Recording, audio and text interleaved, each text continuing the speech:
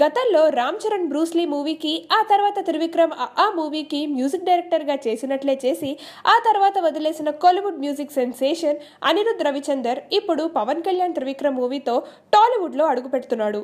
అనిరుద్ మ్యూజిక్కి తెలుగులో కూడా ఫ్యాన్స్ ఉండడంతో ఈ మూవీ మ్యూజిక్ ఆల్బమ్ పై భారీ అంచనాలే ఉన్నాయి.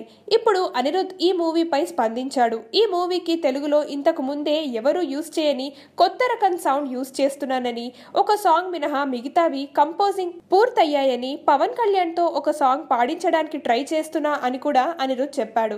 అత్తారింటికి దారేది మూవీలో పవన్ కళ్యాణ్ పాడిన కాటమరాయుడా కదిరి నరసింహుడా సాంగ్ ఎంత పెద్ద హిట్ అయిందో తెలిసిందే. ఆ సాంగ్ తర్వాత మళ్ళీ పవన్ కళ్యాణ్ ఈ మూవీలో పాడే అవకాశం ఉండడంతో ఫ్యాన్స్ ఎక్సైటెడ్ గా ఉన్నారు. Hi, this is Ruksha. To watch more interesting videos of India Glitz, subscribe to IG Telugu.